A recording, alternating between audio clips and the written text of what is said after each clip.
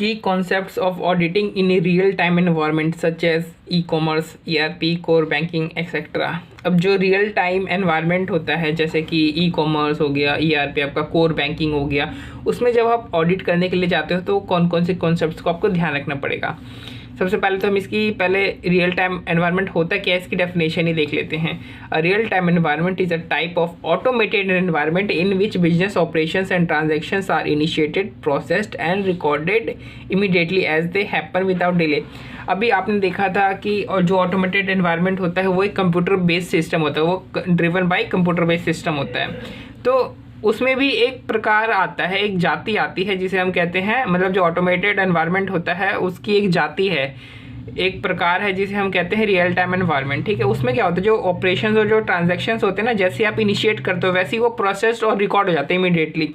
मतलब जैसे उसका क्या हो जाता है, जो ट्रांजैक्शन जैसे आप इनिशिएट करते हो उसका क्या हो जाता है, रेस्ट इन पीस हो जाता है ना, रिकॉर्डेड, इनिशिएटेड एंड प्रोसेस, तो रेस्ट इन पीस हो जाता है।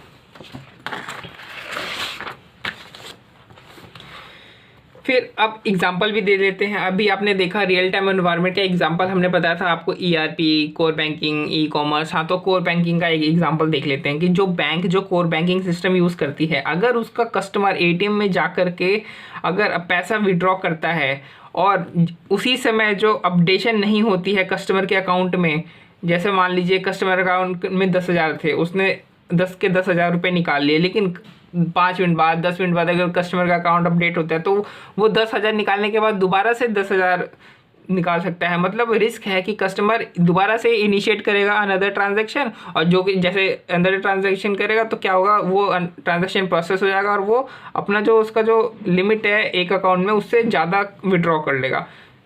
तो यह एग्जाम्पल था। अब components of real time automated environment, तो जो ऑटोमेटेड एनवायरनमेंट होता है यानी रियल टाइम वाला कह रहा हूँ मैं, जिसमें क्या होता है जो ट्रांजैक्शन और जो ऑपरेशंस होते हैं वो इनिशिएट, प्रोसेस्ड और रिकॉर्ड होते हैं इमीडिएटली। तो ये तीनों चीज़ को, इनिशिएट, प्रोसेस और रिकॉर्ड, इनको इमीडिएटली होने के लिए क्या बहुत सारी चीज़ें की आवश्यकता होती है, जैसे कि user, device, application, network, middleware, data centre.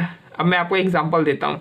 User जो है वो क्या करता है, अपने मोबाइल से यूज़र अपने पॉकेट से अपना डिवाइस निकालता है, अपने डिवाइस में एक एप्लीकेशन होता है बैंकिंग वाला, उसको ओपन करता है, फिर अपना जो इंटरनेट है यानी जो नेटवर्क है उसको ऑन करता है और मिडलवेयर की हेल्प से डाटा सेंटर से कनेक्ट हो जाता है।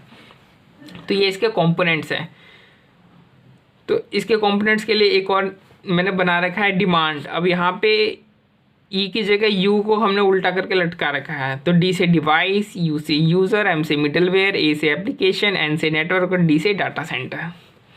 अब आपको एक चीज़ और ध्यान रखनी पड़ेगी जब आप ऑडिट करने जाओगे कि अगर एक सिस्टम फेल हो गया ना तो सारे सिस्टम फेल हो जाएंगे। जैसे एक चेन चलती है, पहले क्या होगा, पहले इनिशिएट होगा, फिर प्रोसेस होगा, फिर रिकॉर्ड होगा। अगर बीच में मान लो कि प्रोसेस करना रुक गया तो आपको तो पूरी चेन ही आपकी ख़राब हो जाएगी। इसीलिए to facilitate transaction in real time it is essential to have the systems, networks and applications। जो भी हमने यहाँ पे देखा, जितने भी सारे कंपोनेंट हैं उन सबको काम करना जरूरी है, अवेलेबल रहना जरूरी है ड्यूरिंग ऑल द टाइम्स।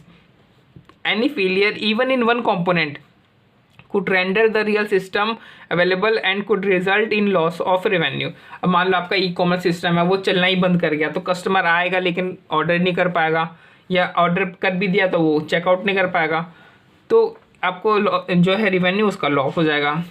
फिर है वल्नरेबल टू अटैक्स। अब जितने जो ये जो रियल टाइम एनवायरनमेंट जो भी होते हैं ना, इसमें जो रियल टाइम जितने भी सिस्टम एनवायरनमेंट होते हैं ये मोस्टली क्या होते हैं, एक्सेसिबल होते हैं थ्रू पब्लिक डोमेन और इंटरनेट से। जैसे कि आप गूगल से इन सबको एक्सेस कर सकते हो, जैसे फ्लिपकार्ट है, अमेजन, इन सबको क्या कर सकते हो आप गूगल से एक्सेस कर सकते हो। तो इसलिए क्या होता है कि वल्नरेबल टू अटैक्स होते हैं। जब आप एक लार्ज पब्लिक इन लार्ज को जब आप इनवाइट कर रहे हो पब्लिक डोमेन के थ्रू, तो इसमें काफ़ी सारी शैतानी जो खोपड़ियाँ होती है ना वो भी आ जाती है।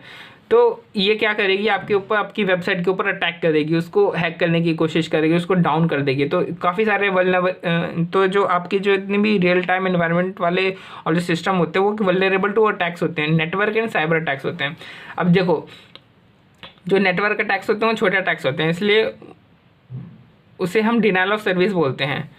और जो साइबर अटैक्स है तो बहुत बड़े वाले होते हैं, इसलिए हम उसे डिस्ट्रीब्यूटेड डिनाइल ऑफ सर्विस बोलते हैं। नेटवर्क को क्या बोलते हैं? डिनाइल ऑफ सर्विस, और साइबर अटैक को डिस्ट्रीब्यूटेड डिनाइल ऑफ सर्विस बोला जाता है।